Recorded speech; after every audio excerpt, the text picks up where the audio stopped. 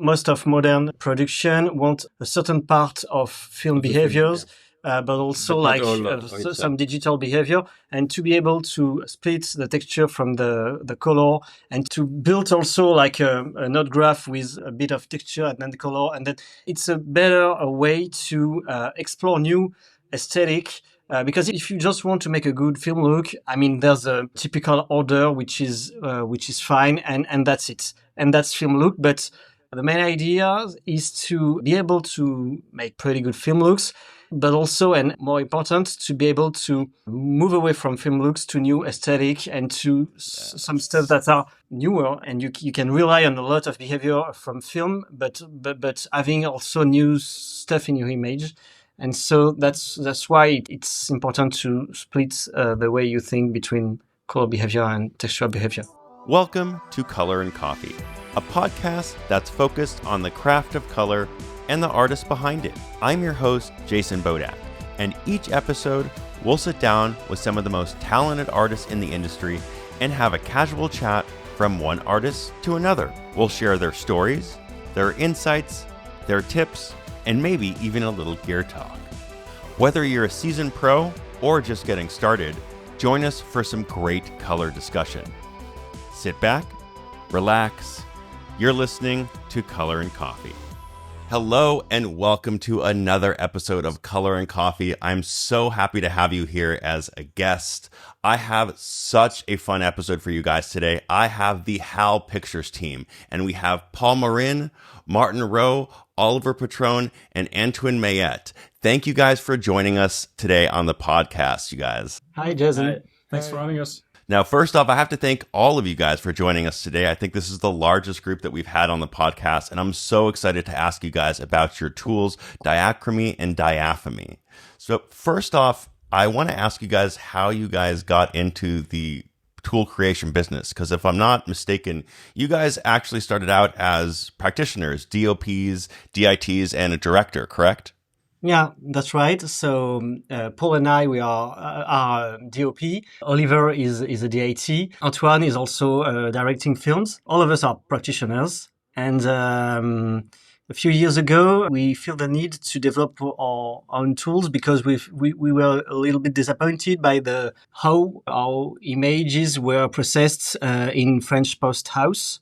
It was like 5 or 6 years ago. Yeah, a bit frustrating. And there were like no look development tools in any post house in France, and there was also very few DCTLs on the market, very few film look plugins, and so we feel the need to start our own journey through color science and stuff like that at the very beginning for our own needs. But year after years, the tools at the very beginning, it was just like a small DCTLs or a bunch of DCTLs, and then an OFX plugin, and it became more and more complex. And friends of us ask us to try it, to use it on their own feature film or TV show, and so we had to finish the development to have something which is stable and which is robust enough. And because it takes a lot of time, I mean, the easiest way was to release something, to sell it, to be able to continue to work on it, because it was a lot of time to maintain that more and more complex tool. And so we've released the first, open version at the end of 2025, and we are very happy about that. I know, myself as a developer, I know creating your own internal tools and releasing a public tool that you're going to sell to others are two entirely different ball games. Yeah. So I want to jump into the beginning. What were you guys not getting out of some of these post houses? What were your needs and what were you not getting? Because, color correction has been around for, at least in its current form, digital color correction has been around for almost 25, 26 years at this point. And what were you guys feeling limited by? I would say there are two sides to this answer, I think. Tools were missing, but also maybe a global understanding of what is a digital image and how it's supposed to be processed. Not saying that there's one way to process a digital image, but it felt sometimes, even in, we were doing TV shows and feature films back then already. And even then, you could feel that there was some kind of an uncertainty about how to process the images, and so you weren't sure exactly of what would be the outcome of your image after being processed and why it would be like that. And I know it sounds a bit like huge it's a huge statement, but it actually was true most of the time. And the expert houses that really had this control were not available for many productions because, well, they had a savoir-faire, and so it was kind of expensive, how to get. So the mainstream understanding of how to process an image and what to do to have a proper, correct result on screen and when broadcasting was not very well diffused. And if you don't have the understanding, well, even if the tools exist, it doesn't work. But also the tools felt a bit limited, or again, too expensive to be accessible for like a medium French production, which, we're not talking about the same number scales in terms of production economy than in the US. So it was kind of a mix of both these issues. And as it happens, we all come from the same film school and different promotion with different years. It's like there's a 10-year span, I think, covered here. So, and that's not for nothing. It's because this is a film school that really gets technical background, has a huge technical and scientific background, and where art meets that, your craft is really funded by a lot of technical and scientific skills. So with this skill and also with the time we got during COVID, the first COVID lockdown, each in our on spot, alone at first, we felt that something had to be done with color science, whatever that meant at that time.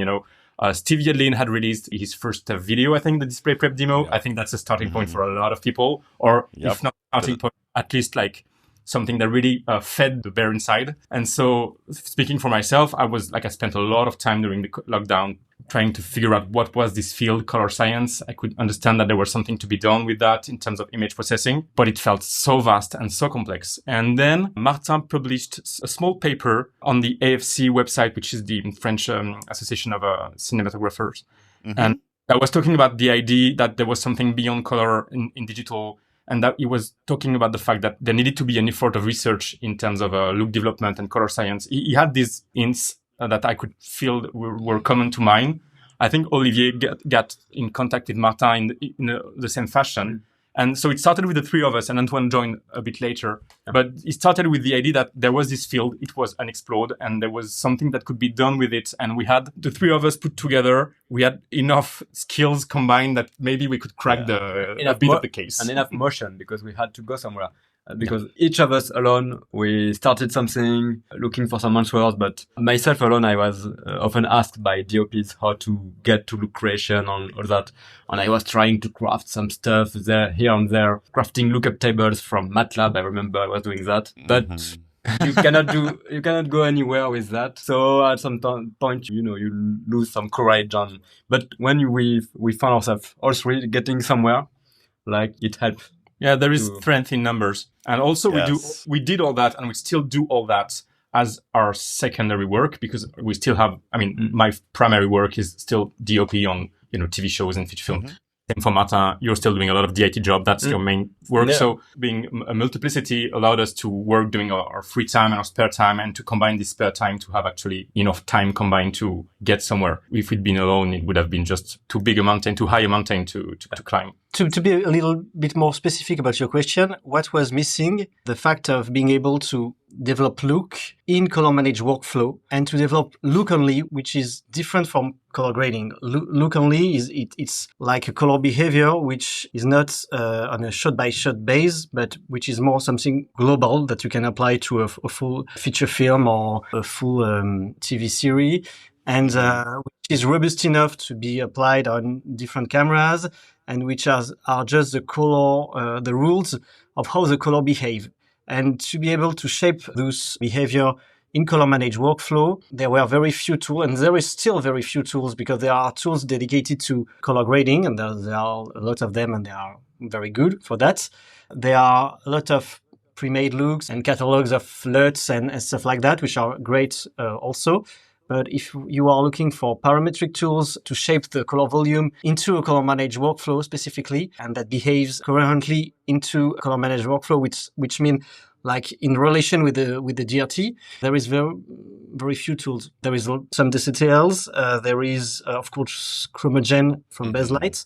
But Chromogen was not available. It was in a beta state, I think. When we started, yeah. And even if it had been available when we started it, in France, baselight is really not a majority of post houses do not have baselight. It's not accessible easily, so it would still have been a blocking criteria because we wouldn't have been able, to access it on any production. And the idea was to have something that was not, have a tool that was not camera dependent and that was not post-production software dependent. So we wanted, because that's true for any kind of production, but we, as a filmmakers, we didn't have always a choice or where our project will be post-produced.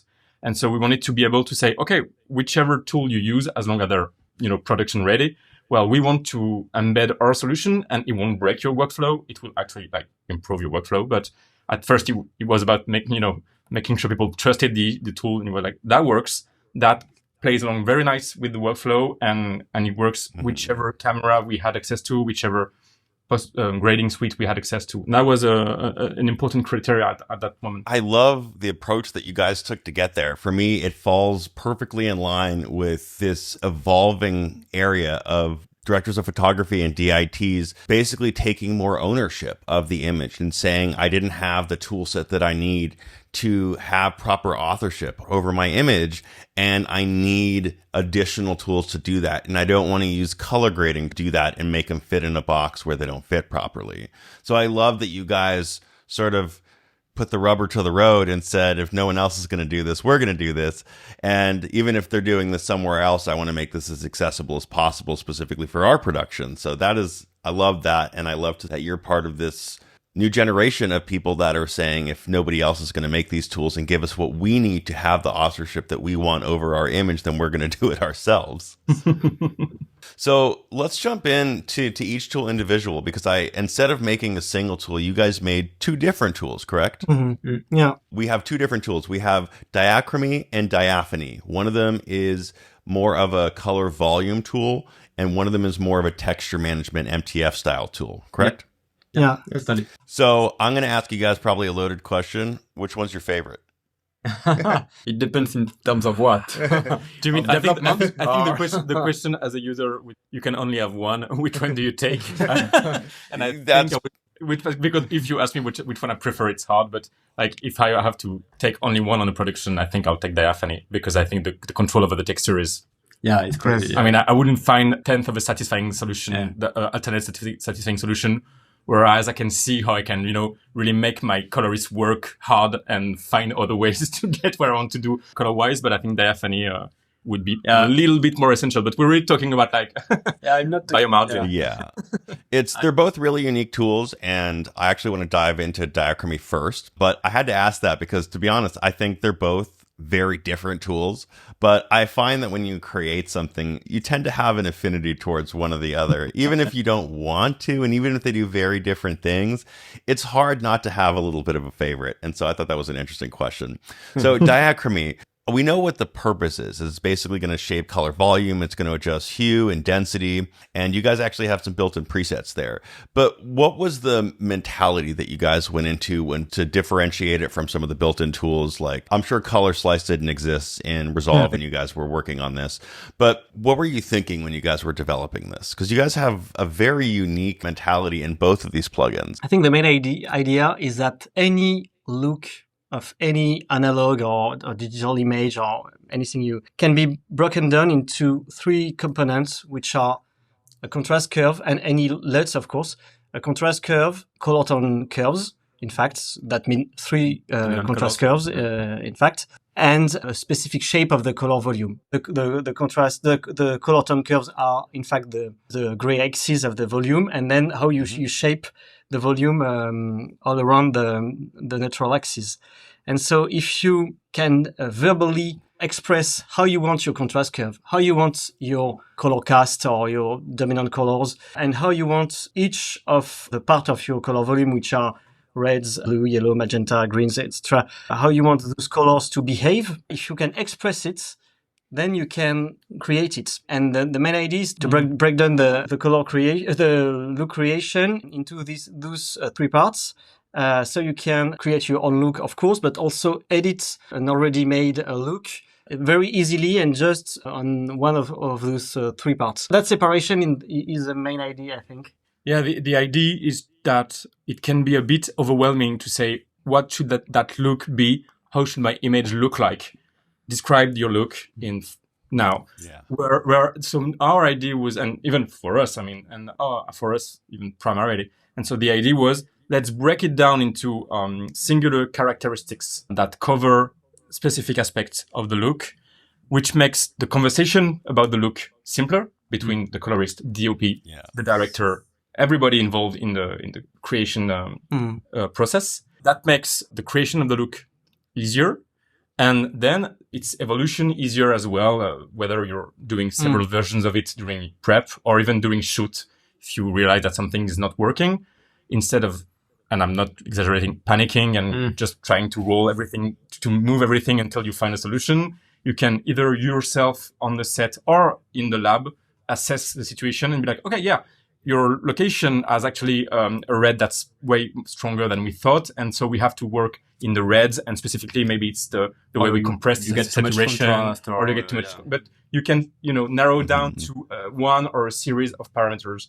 Yeah, and that's why we got also the presets thing built in very, very early in the plugin development, because I think that you can bring one preset you crafted, that you like, but you need to bring it to another show and just tweak, maybe like lighten the contrast curve. Or it's the main thing. I think the idea that so there are several ideas in designing tools, but one was the one we just explained. The other one was, well, look development is a complex operation. You have to make it simpler, as simple as you can. But you don't want to make it too simple, because if you make it too simple, you lose possibilities. So that balance, we argued for hours every time. Should we remove this slider? Should we keep this slider? How should we present the sliders as well? So even the order in which we present the sliders and which one are shown by default or hidden by default, it's a reflection about what do you use often and how in which order should you think your look. And we think you should think your look first by working on the contrast, then on the color tone curves, then on the color volumes, which doesn't mean that you won't go back up. Of course, you're going to do, but a rule of thumb path that you should follow, because it makes life easier. And also to make it easier, the presets, the idea was like, look development is hard, and it's actually a long-term game. You get better. The more look development you do, the better you get at it. I'm sure you have this experience as well. And never stop learning. You never stop learning, man. Right? And so the idea was, what's the best way to learn from my previous experiences? Well, it's to have the ability to start from them, but not being locked in my last look. Just, okay, I did that. That was okay. I liked it.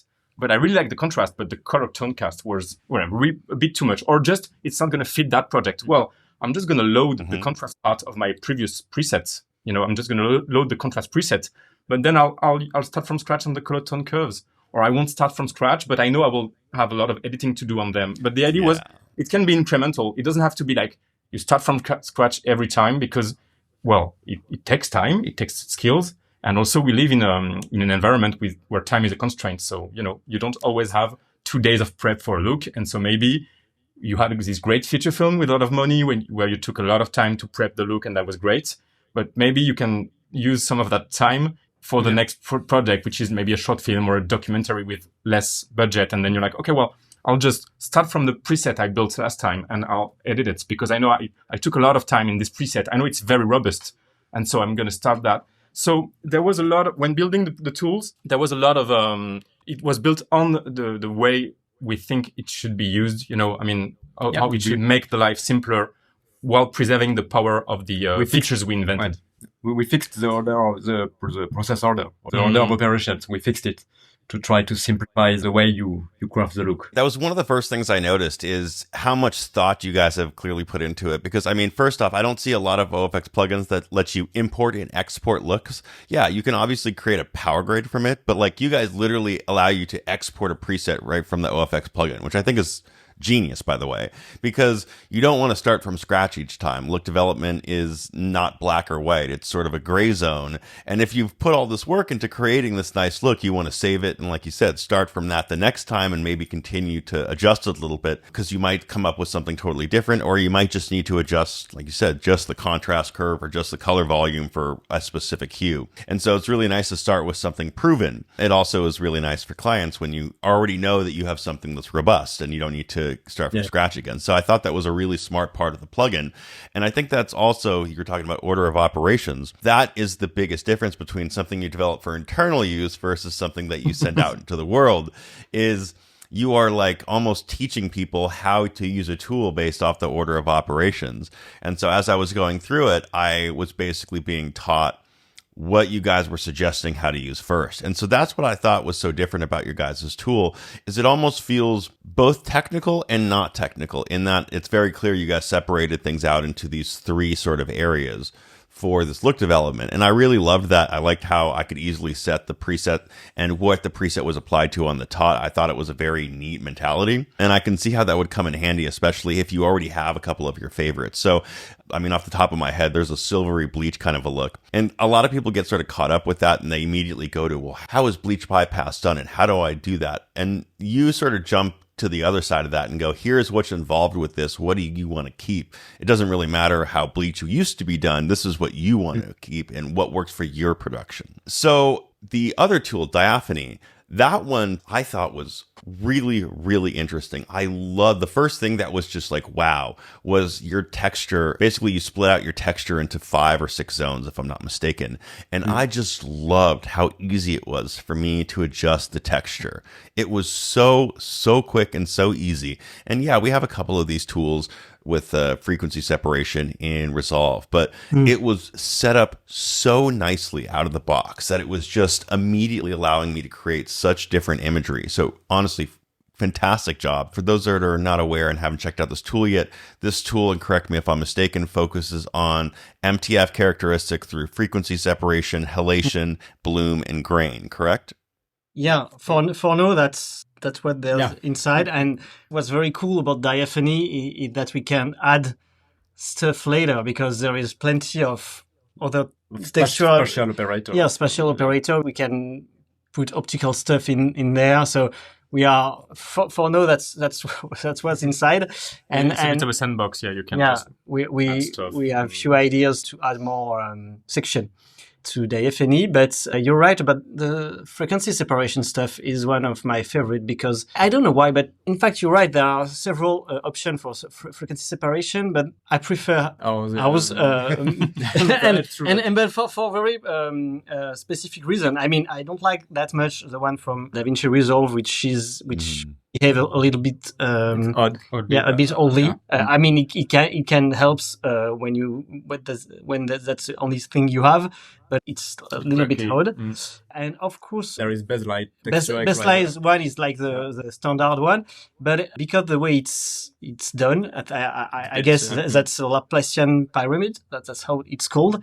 A subtraction of blurred image to remove the details. To get every band. Frequency bands. And so there's the main issue is that the smaller zone can be that small. I mean, it can be 1 pixel small. It cannot be 1 pixel small, because the smaller zone is how do you explain that? It's a minimum size of a 3x3 kernel. Yeah, of a 3x3 kernel. So the minimum size of blur that you can generate. And so when it's about removing small details, it's a limit. And so when you want just to get a very digital image, but just remove what's too sharp, it's not that perfect. And also the fact that it's only applying gain on all the frequency selections.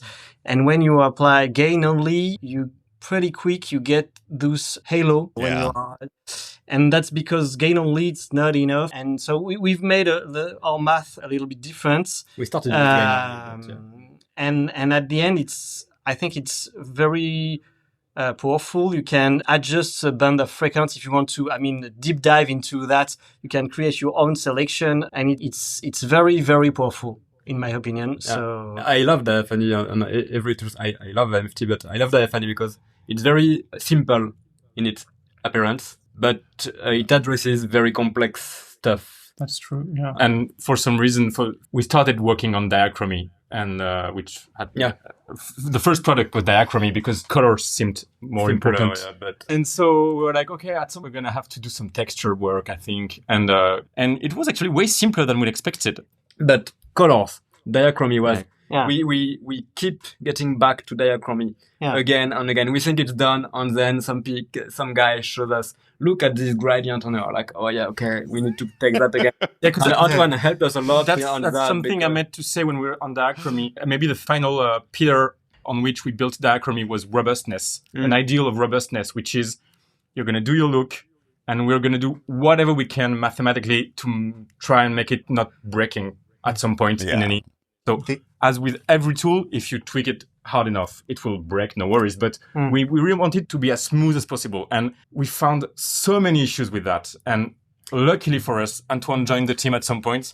And he was like, okay, you guys have been in your head for years and years. Yeah, I'm fresh. Let me look at it. And he fixed so many issues which were... We never had the time to get into that at the time, and also probably the skills. Yeah, the skills too. Yeah. And so, ironically, I think Diaphany was ready for release a bit before that. But we found some nice glitches too, and we needed to address that too. I think the real difficulty with color tools is how intertwined everything is. Like when you want to have a tool that has a lot of control, you need to be really careful not to break things and to break the interaction between two tools. So it takes a lot of time of fine tuning.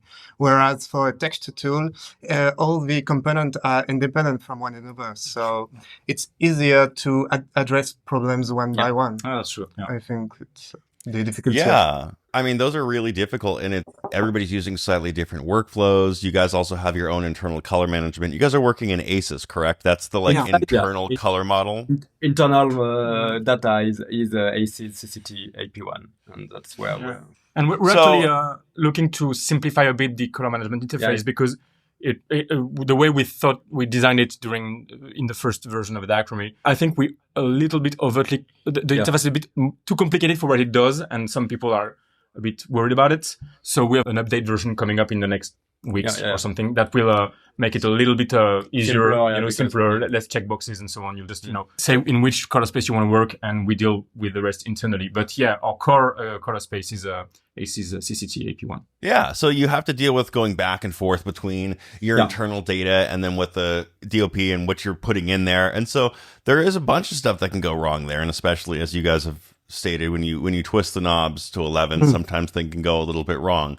I'm interested that doesn't happen as much on the texture side, actually, or you found it easier to resolve those issues, because you can't really twist hues, but like you're adjusting contrast in a way that can be pretty ugly. So I found it really interesting that you guys had less problems with that one. I think your halation model is really, really pretty, especially along with some bloom. So I found that really, really interesting, and I thought they sit really nicely with each other. How was it developing these two tools next? Meaning, how do you deal with interaction between these two tools? You touched on it a little bit, but like, how do these tools interact with each other? That's a good question, because in fact, making two tools was very obvious at the beginning, because in fact, so many sliders. Yeah, that's too many sliders. But sometimes we would love that it would be just one tool, because some interaction precisely are very uneasy to manage. For example, if you are expanding contrast and then you add diffusion just after, you can send the value to the roof and got a very shoulder very, very soft. Then the halation from Diaphany will have difficulties to kick in. So maybe you would like to put halation before. Most of the time, Diachromie then Diaphany is very good combo. Yeah. But sometimes you can find new ways to do things by breaking down in different... I think this question of Diachromie, Diaphany, two plugins, it touches at a topic that is frequent for us, which is the limitations of OpenFX. OpenFX, that's a great framework. We wouldn't be here if it didn't exist. Mm-hmm. But you have the interface is limiting. It's mostly lists and lists of sliders. So we felt at some point that if some people already feel that there's a lot of sliders, and I completely understand it can be like overwhelming at first, we knew we had to split texture and color just for that, to give the users a chance, if I may say so. not just because it's already, it would be awful. The user experience would be awful otherwise. And then we realized that it was also helpful, so that sometimes you can put the halation before the color and then the rest of the texture after. And so it gives you a way to play with the order of operations, which you wouldn't have if we had fixed everything in one plugin, So it gives you back this freedom. And sometimes we also put like 2 instances of diachrony because we want to do the look, then some texture, then just maybe some tinting after. It will depend on what you do. So you can bypass the fact that we fix the order of operations by using several instances. But it is a limit. And so I think it's the best compromise with the development environment, which is being a plugin inside an OpenFX constraint and so on. But it's something we've talked a lot about, and we still feel a little bit frustrated because we feel that like we've pushed the walls to the limit, and now the question is, what do we do? But there's also another explanation, which is we don't want to make only film looks. I mean, most of modern production want a certain part of film behaviors, but also some digital behavior, and to be able to split the texture from the color, and to build also like a node graph with a bit of texture and then the color, and then it's a better way to explore new aesthetic.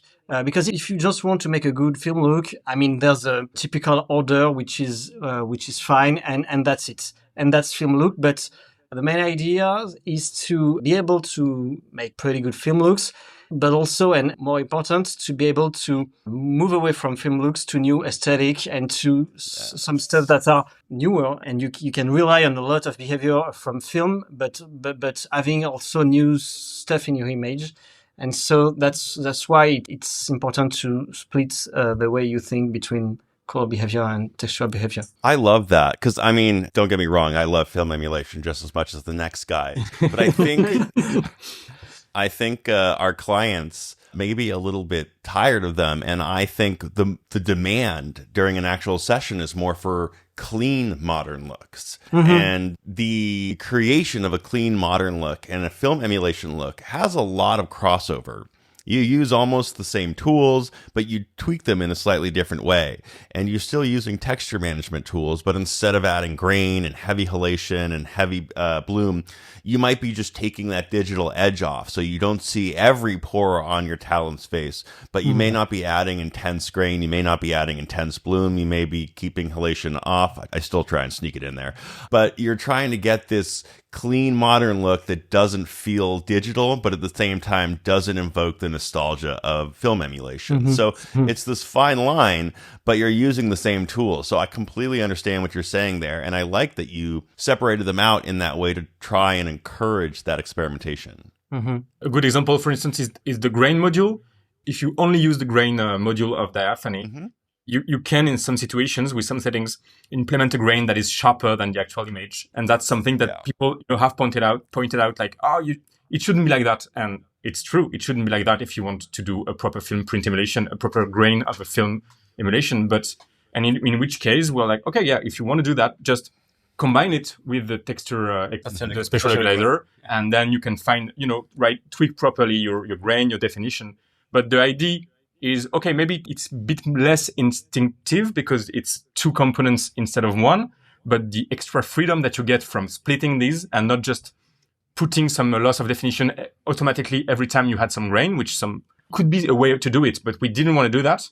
It's actually more freedom to, explore new kind of grains, because grain might look different if you want to, and maybe it will look weird, but let's try it out. Maybe work for your product. I think that's a good example of this kind of new zones. I mean, that's a small one, but this kind of new areas to explore in terms of what an image could look like in a digital world. Mm-hmm. With great power comes great responsibility, right? That's it. Yeah. So I found your presets really interesting. Like, for instance, your vision preset. Tell me a little bit about how you guys developed that. Were you guys sampling film, or were you going based off of the feel of what you guys know codec vision film feels like after grading for years? No, it's not about sampling. It's about like watching film print, because there's big issue with sampling, which are the tools are developed is that that's algorithm and that's not like sample data.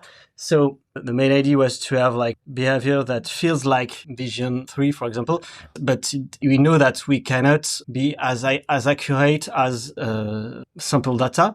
But about sample data, there is a big issue, which is like when you are trying to sample film, you're sampling also the whole chain of tools that you use. Mm-hmm. Sample, you're sampling your scan, or you're sampling your...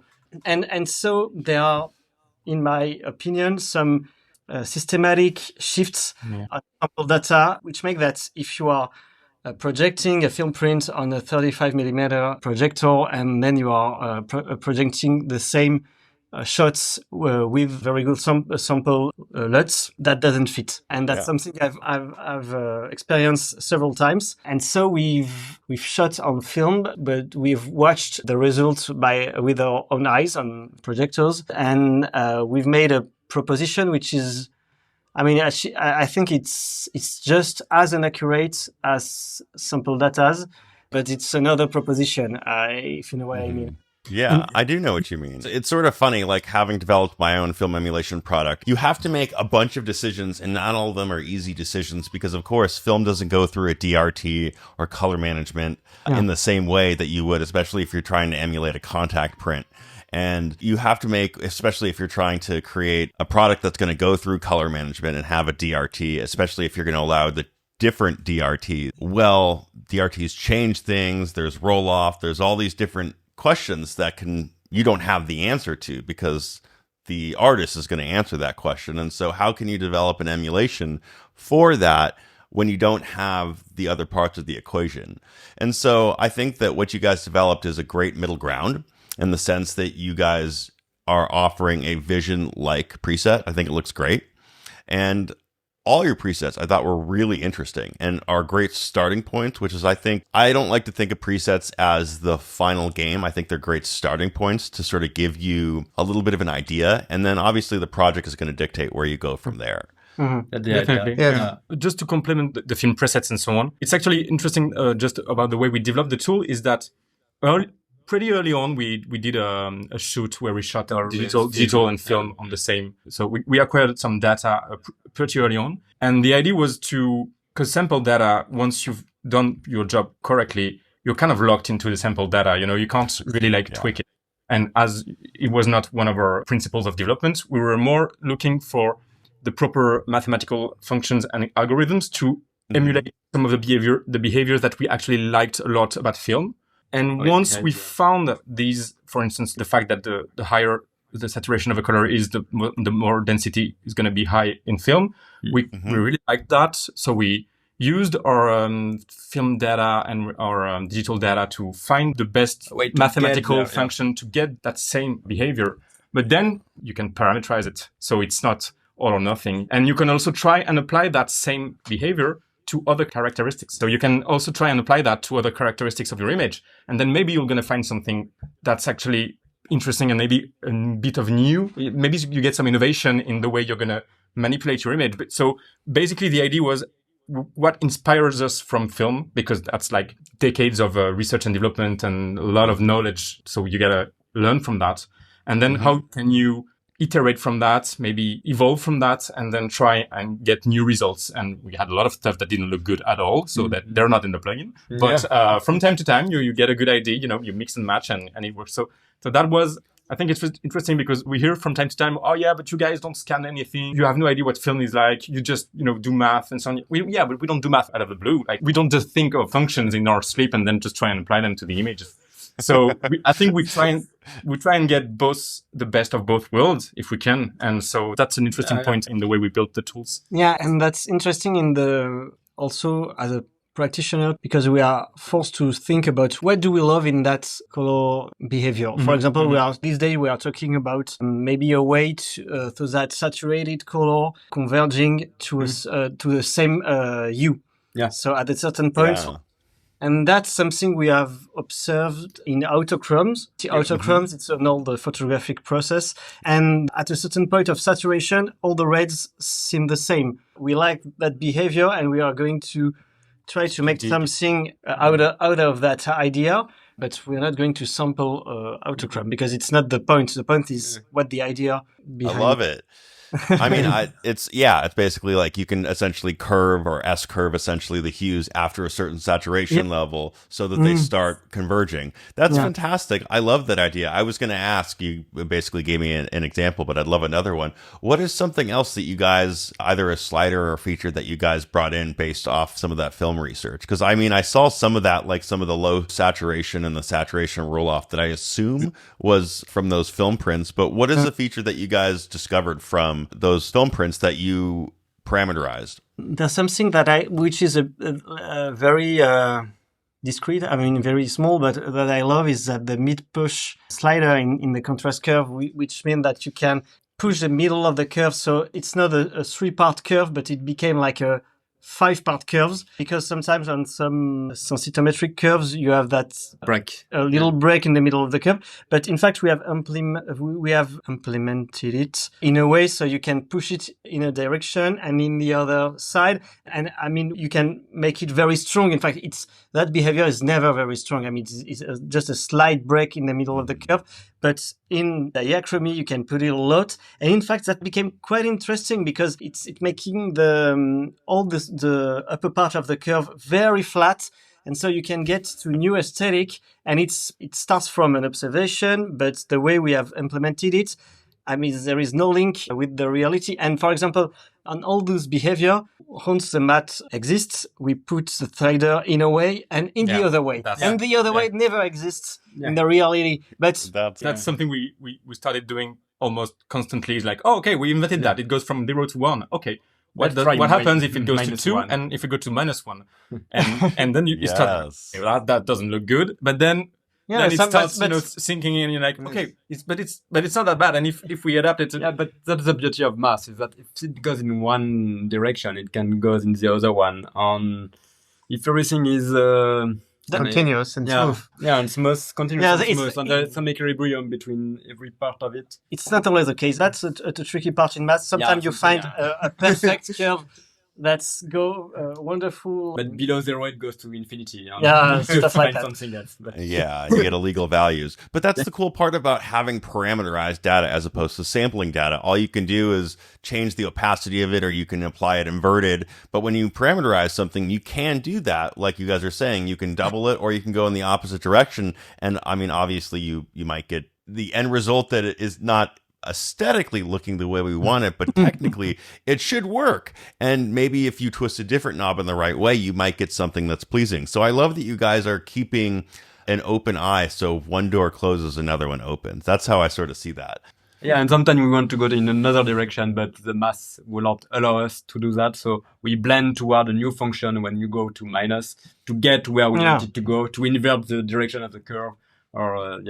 Some sliders are made, in fact, of two totally different behavior between the positive parts and the negative parts. For example, color density is, in fact, but that's quite common nowadays, like it's lowering the density of the high saturated color. But when you are going to the other side, it's not only like brightening, it's brightening and desaturated. So it's folding, getting in pastel colors. It's different from a bleach. I mean, it's another behavior. But when you are watching the volume, in fact, it seems to be the symmetrics of the behavior, but only if you are watching the volume, because mathematically it's something which is totally different. But that's inspired from film. But that's a lot of inspiration from some film behavior, but sometimes we pushed it. Like I'm thinking about bleach bypass, but which is the effect. Like at the end of the plugin, you got just this effect, which is called bleach bypass. And it does what it looks like bleach bypass, but it's really stronger than actual bleach bypass.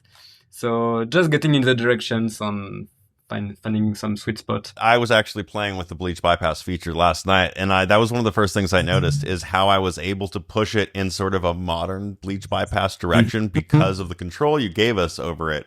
And I think that's really cool because, I mean, don't get me wrong. I love a good classic bleach bypass as much as the next person, but I also like being able to put a little bit more fill in so that I'm not getting such a crunchy bleach bypass, so I can get a little bit more modern. Because I mean, clients like really bright images now, and so it's sort of nice. It can give it almost a silvery fashion vibe kind of a thing going on when you bump the fill up a little bit. So I thought it was a really neat control that you gave in there with that, and so I thought that was pretty inspired. So very, very neat. What's funny also with those specific tools like bleach bypass is that you can put several instances of diachrony and starting with a very small bleach bypass and then applying a global look and then putting something else. Because diachrony is working in Saint Riford, you know that you can put several diachrony and choosing your own order of operation if you want to make stuff that are very different from... You can instantiate multiple diachrony instances because if you want to get over the order we imposed. Yeah. For example, I often add color tone curves module after the bleach bypass, so I put a second diachrony node. Because when you are bleach bypassing, by definition, you are removing colors in the up and in the low, and so there is less saturation in the color tone curves. And so I'm very happy to add back some colors in the color tone curve. And because, it's behaving very straight, you can just add color tone curves, add color in the highlight and in the shadow after a strong bleach bypass, and then you get something which doesn't look like bleach bypass at all, because bleach bypass don't have color casts. So that's because it's very reliable in terms of robustness, and we worked a lot on that, on robustness, But you don't want to look at the node graphs of this guy. No, that's wrong. That's wrong. Most of the time there is 2 nodes, and that's it. So as we get to the end of our time with each other, I wanted to ask you guys, what can we look for with the future of Diachromie and Diaphanie? Well, we're looking at a lot of things, but if we'll take it chronologically, I don't know when this is going to be a broadcast, but we're finishing up we just released today the Diaphanie 1.3, which introduced a couple of new features, including... Yeah, we improved halation, diffusion, thanks to Antoine a lot. We're reworking some of the algorithms to get more robustness and nicer results. More control also. Halation is getting a little, more sliders to it. But so because we got a lot of great feedback from the users these last 2 months, and there's nothing that like releasing a software to get some really, really good testing. You can test all you want, then people are going to find new ways to push it. I think you know that as well as we do. And so we addressed some of the issues and small improvements that we could. And also we added a couple of new features. Yes, it's also an opportunity to add new features. Every time we bug fix, we think, we need to change the behavior, but what can we do to improve the behavior? And not just bug fix, but also find new creative tools. Like for halation, we added a control on the loss of definition in the midtones. And this is a new idea we had while fixing some things due to the feedback. We thought about this new idea. And we are always trying to not just fix things, but also take it as an opportunity for improvements. Yeah, we improved some of the sliders because now some of them are expressed in terms of exposure values, in terms of stops. When halation starts, when does it stop? And not really when does it stop, but when does it start, and especially. But we also added something about grain. But to talk about the future, maybe. This is kind of the immediate future. Antoine is working on gambit compression these days. Because that's a big issue. In fact, we hate negative values. You'll explain, but if you are, by the way, Antoine is the real color scientist of the crew. Not true. When you are dealing with DRT of the color managed workflow, you have to accept how it behaves. When you are building a film look plugin, you can rely on the DRT made by Kodak, which is wonderful, but but you have that limitation. If you rely on the DRTs of the color managed workflow, sometimes out of gamut values are very difficult. Even for us, you are exploring an open domain of values that can be tricky to get around. Yeah, so we're working to be able to give a better rendition of unbound data. So imaginary data created, imaginary colors created by the input device transform, for instance, of the camera. And right now we have AC's reference gamut compress, which you may already know, which is really great, but it does some hue shifts. So it's not always easy to get the rendition we want of the out of gamut values. So we are working on our own custom solution to be able to propose an alternative. We will keep, of course, AC reference gamut compress, and we will propose an alternative. We realized also that AC's reference gamut compress was designed also with a lot of constraints, like to be invertible, to be like to please everyone. And so at some point we're like, no, maybe we can get somewhere else with that, something that will be more pleasing to us, because we are the end point. It's the easy part. We are like at the end point, even if we are just before the DRT,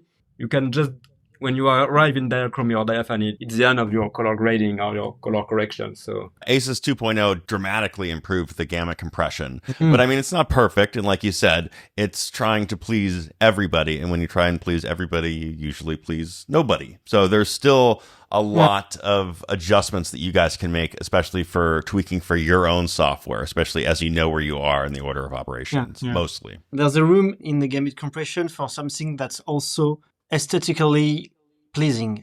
The way you bend the eye saturation, it can be something. And by the way, I mean, in ACs, that's not their main goal. They want something which is mathematically clean, but we have another goal, which is to produce looks, so we can bend, a little bit stronger, and you can do so. Antoine is working on that, so that will be probably a separate feature in Diachromie, the way you choose the gamut, the way you how you compress the gamut, and then we are definitely going to add a new textural module to Diaphanie, and also we are thinking about how do you say that? We've started our development, and what we realize is Diachromie and Diaphanie are kind of targeted to the high-end users, I would say. You know, we are now, Hal Pictures is part of a big French post-production house, so we're close to post-production of feature films, of TV shows. That's also what we do as, filmmakers. And that was what we had in mind when we developed it. We wanted something that was industry compliant, industry proof, and that could really integrate well with the highest standards of the industry. And I think we're doing a pretty good job there. But some users have, when we released, we understood that, some users felt that it was too priced for a high-end use, and that was a bit steep for them. And maybe there was a bit too many tools and too many options for other users. So we're really working around another solution, maybe simpler, that would combine the essentials of Diachromie and Diaphanie into one plugin with obviously less parametricity. That would be something easier to use. But that would also allow, broadcast productions, content creators, people on the internet, people that make for, YouTube, the platforms. I mean, the world is vast, and there's so many productions and so many different production profiles that we want to cover maybe that segment of creations as well. And they expect a product that is a bit less expensive, to be frank, and also maybe a bit simpler to use, maybe less knobs and sliders, So we're looking to, I think it will be before the end of the year, to release something that addresses these needs. And maybe, we started with the high end, we started with the North Face, and we're kind of seeing the light now. And maybe we can, open up for new users that maybe were a bit either frightened by the complexity or maybe just not able to afford it, because it is effectively directed for high-end users now. And definitely new looks also. Yeah, definitely new looks, always new looks. We're going to add new looks. So, it's new just presets. A question of, we have plenty of ideas to add looks, and it's just that it's so easy to add looks in a new version. So yeah, we're going to try and keep that effort of adding new presets as a long-term effort. And, whenever we can add a couple of presets in the mix for people to enrich their library. Fantastic. And for those interested, where can we learn more about you, more about Diachromie, more about Diaphanie? So we have everything on our website. So it's hal-picture.com. I'm pretty sure it's going to be displayed somewhere on this page as I speak. Yep. So there's you can download the demo version, which is basically the plugins all features are available. It's watermarked, but you have all the features. I think you just can't export a lot. But other than that, you can, just play with it and take the measure of the potential of the tools. There's a lot of content on YouTube that we produced to help embark in the Diachromie and Diaphanie journey. Yeah, now we are publishing articles we also about some quite nerdy color science stuff. Yeah. That will be getting out. One of the ideas when we founded Hal Picture was also to have a voice in the global conversation and share our knowledge, and not just, obviously we have Diachromie and Diaphanie in the back of our head at all times, including when at nighttime, but we also publish papers from time to time about how diffusion and halation should work, or DRTs is display transforms are the subject of a big paper that Antoine is writing. So we share 2 chapters, 3 chapters. 3. Oh yeah, really. Okay. So we publish a lot of material on our website. You can download a demo. You can contact us. There's an email and contact form on the website as well. You can learn about the tools and stuff like that. And we also, that's a detail, but close to my heart, we have a toolbox online with a lot of open, small utilities software online to check out all our preset library. Actually, like you can check out all our presets online, and there's a little bit of a story and their characteristics and a lot of images to play around with. You can convert the presets from our Diaphanie and Diachromie to go from a version to another, because there is we're very focused on look continuity, so we don't want people to be scared whenever they update that maybe it's going to break the looks, so we're really taking care of that so that it's not an issue, but it's easy. So yeah, a lot of stuff's on the website basically. We will have links to all of that in the show notes. Thank you so much for joining me today, guys. I really appreciate you joining me for this chat. I learned so much about you guys, your tools, and the way you go about this. Thank you so much for joining me, guys. Thank you. A good one. Bye. I really appreciate you guys. And for this episode of Color and Coffee, I'm Jason Bodak, and we'll see you guys in the next one. And that's a wrap. Be sure to follow us on Instagram, YouTube, and your podcast app of choice. Search for @Color&Coffee or @Color&Coffee Podcast and join the conversation. If you're using Spotify or Apple Podcasts, please leave a review. Huge thanks to FSI, Demystify Color, and Pixel Tools for sponsoring the show. Until the next episode,